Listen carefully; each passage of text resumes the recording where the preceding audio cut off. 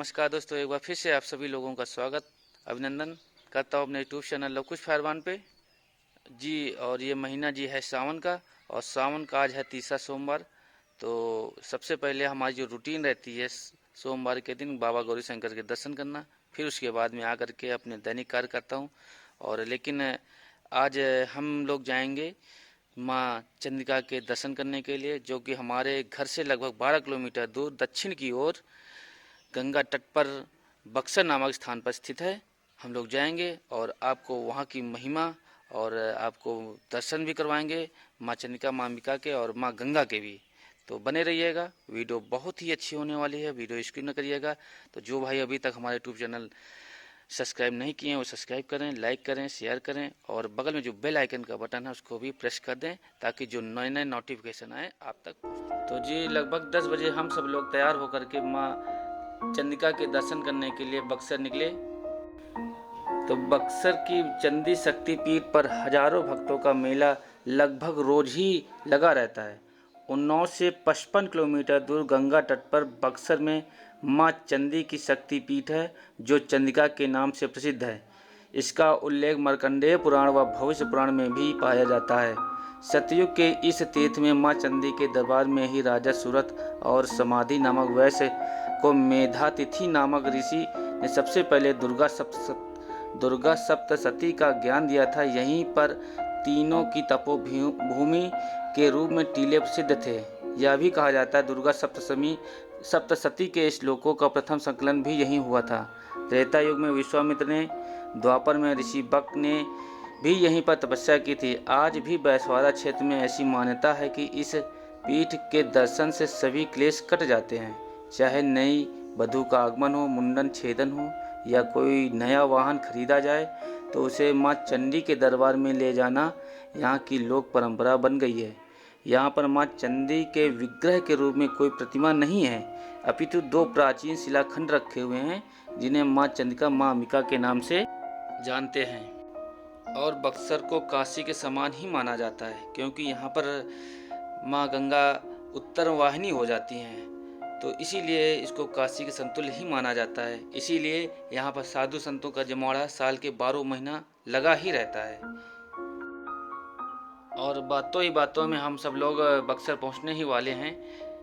तो आगे बक्सर ही है, तो चलिए आपको बक्सर में दिखाते हैं माँ चंद्रिका, माँ अंबिका और माँ गंगा के दर्शन भी करवाते हैं, और साथ में ऐतिहासिक मंदिर भी दिखाते हैं और शोभन सरकार की कुटी भी दिखाते हैं। तो बने रहिएगा। और सबसे पहले एंटर करते ही बक्सर के तट पर सबसे पहले यहाँ पर राजा राव रामबख्श सिंह की मूर्ति लगी हुई है, और ये जो रास्ता जा रहा है सीधा मंदिर के तट पर ही जा रहा है। और हम लोग गाड़ी पार करके सीधा अब मंदिर की ओर चलते हैं। सबसे पहले माँ गंगा के दर्शन करते हैं, और फिर इसके बाद में माँ चंद्रिका, माँ अंबिका के दर्शन करते हैं, और आप लोगों को भी करवाते हैं। तो आप लोग भी करिएगा। और ये देखिएगा, इतने समय सावन मास चल रहा है तो भीड़ बहुत ज़्यादा है भक्तों की, क्योंकि सावन मास में लोग गंगा बहुत ज़्यादा स्नान करते हैं और साथ में जल भी ले जाते हैं, और अपने भोलेनाथ को जल अर्पण भी करते हैं। तो ये सामने ये पुल देख रहे हैं जी, ये शोभन सरकार की महिमा के कारण ही बहुत ही जल्दी बनकर तैयार हुआ था, मात्र 2 साल लगा समय। और हमको लगता है कि यूपी में सबसे कम समय में बनने वाला ये पुल है, और शोभन सरकार की महिमा ही कही है कि बक्सर का विकास बहुत ही तेजी से हुआ है। आप लोग भी देखिएगा, व्यू देखिएगा, माँ गंगा का विराट रूप देखिएगा। और इसके साथ में अब हम चलते हैं जी माँ चंद्रिका के मंदिर पे। तो इसके पहले चारों तरफ है, ये देखिए नज़ारा देखिएगा, लोगों की भीड़ देखिएगा, कितनी ज़्यादा भीड़ है। तो ये जी हम चलते हैं अब मंदिर की ओर। और इधर नौका देखिएगा, जबकि ये जान जोखिम में वाला काम है, ऐसा नहीं करना चाहिए। जब बाढ़ आए तो ऐसे रिस्क नहीं लेना चाहिए था, लेकिन लोगों को क्या है, वो मानते ही कहाँ हैं। तो चलिए हम चलते हैं सीधा मंदिर की ओर। तो ये देखिएगा, ये विराट मंदिर देखिएगा। तो इस समय सावन चल रहा है, तो सावन में लोगों का जमावड़ा बहुत ज़्यादा है। तो ये हम पहुंच गए जी मंदिर, और आप लोग भी हमारे साथ दर्शन करिएगा और एक बार प्रेम से माँ चंडिका माँ अंबिका की जय बोलिएगा। तो ये सामने माँ चंडिका और माँ अंबिका हैं, 2 चक्र, 2 त्रिशूल और घंटे खड़ियाल और भक्तों की लंबी लाइन और जयकारे घोष के साथ में आप लोग भी दर्शन करिएगा। पहले जो मंदिर हुआ करता था बहुत छोटा हुआ करता था, इसका द्वार भी बहुत छोटा था, लेकिन अब तो हजारों संख्या में लोग मंदिर में आ जाए कोई दिक्कत नहीं होता। और ये जी भूतेश्वर भगवान महादेव का मंदिर है और ये माँ चंडिका के गर्भगृह में स्थित है। तो आप भी दर्शन करिएगा, और इसमें भीड़ है तो वहाँ पर नहीं गए हम। और ये देखिएगा ये मंदिर के अंदर का दृश्य, चारों कोनों में अलग अलग महादेव के दर्शन करिएगा। और ये देखिए जय और विजय माँ चंडिका माँ अंबिका की रक्षा के लिए तैनात ये दोनों लोग माँ चंडिका माँ अंबिका की रक्षा करते हैं। और सावन चला, सावन में नाग देवता की दर्शन और पूजा भी अनिवार्य होता है। ये बाबा बजरंगबली की प्राचीन मूर्ति है। और ये माँ गंगा के दर्शन करिएगा आप लोग, और देखिएगा कितना तेज है माँ गंगा की आँखों में। और ऊपर से मंदिर के ऊपर से देखिएगा माँ गंगा का विहंगम दृश्य देखिएगा, कितना विराट रूप है। और यहाँ से जी हम दिखा रहे हैं आपको पूरा मंदिर देखिएगा यहाँ से। और हमारे पास एक पुरानी फ़ोटो भी है पुराने मंदिर की, तो हम आपको वो भी दिखाते हैं। और दर्शन करने के बाद अब हम लोग आगे बढ़े दुकानों की ओर। तो जी यहाँ पर अगर आप आएँ बक्सर में और बक्सर की गुजिया ना खाएं या ना देखें तो आपने कुछ भी नहीं देखा, क्योंकि ये विश्व प्रसिद्ध गुजिया है। इसको यहाँ पर कुचली कहते हैं। तो बक्सर की कुचली भी आप लोग देखिएगा। और हम ये दुकान पे आए हैं, ये जी हमारे गांव के ही हैं चाचा, तो यहीं पर ही दुकान खोले हुए हैं। और कुचली ले करके अब हम लोग बढ़े शोभन सरकार की कुटी की ओर।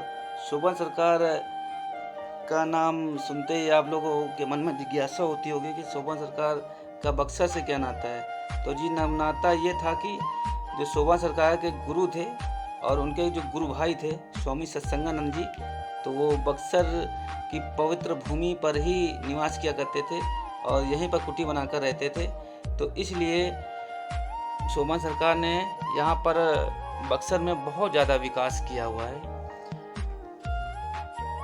तो कहते हैं कि जो स्वामी सत्संगानंद हुआ करते थे, अभी मान के चलिएगा 10 साल पहले उनका देहावसान हुआ है। तो उनसे माँ गंगा से निकलकर एक मगरमच्छ आकर के उनके दर्शन करने के लिए आता था रोज़। तो कई लोगों ने भी देखा है। तो हम लोग दर्शन किए और दर्शन करने के बाद में अब हम लोग घर की ओर बढ़े। लेकिन इससे पहले अब हम आप लोगों को जो बक्सर वाला जो पुल है जो फतेहपुर और उन्नाव को जोड़ता है, तो गंगा तट पर बना हुआ है वो, तो हम वहाँ पर भी ले चलेंगे और वहाँ से भी अब माँ गंगा के विहंगम दृश्य दिखाएंगे। तो ऐसे ऐसे जो ये भंडारे दिख रहे हैं आपको, ये लगा ही करते हैं। तो चलते हैं, फिर आपको हम दिखाते हैं। गंगा जिन्हें हम सभी नदी नहीं माँ का दर्जा देते हैं और गंगा मैया कहते हैं, गोमुख से गंगा सागर तक जिनके घाट यानी तट पौराणिक, ऐतिहासिक, सामाजिक, सांस्कृतिक, आर्थिक, लोक परंपरा और धर्म अध्यात्म की धाती सहजे हैं। घाट घाट पर पानी, रवानी और बानी अलग अलग हैं। संस्कृति की इस कलकल धारा के किनारे मीलों के घाट हैं। बक्सर में घाट पर माँ गंगा का पानी जो है कि इतने समय आस्था की हिलोरें सामान्य दिनों से लेकर विशेष पर्वों पर लगने वाले मेलों में अंतर मन को शांति देती है। यही तट पर कभी मुगलों और अंग्रेजों के शासनकाल में अंतर्राष्ट्रीय व्यापारिक केंद्र हुआ करते थे। तो शिव मंदिरों के साथ पौराणिकता समेटे नामचीन देवस्थान आज भी हैं, जहां लोग खिंचे चले जाते हैं। शाम ढलते ही घाटों पर मंदिरों में बजने वाली घंटियां वातावरण में भक्ति भर देती हैं। इतना ही नहीं, जिंदगी के अंतिम पड़ाव पर आत्मा से परमात्मा के मिलन वाले मुक्ति स्थल पर भी इन्हीं तटों पर जो मुक्ति का मार्ग दिखाते हैं, जीवन की हकीकत समझाते और बताते हैं।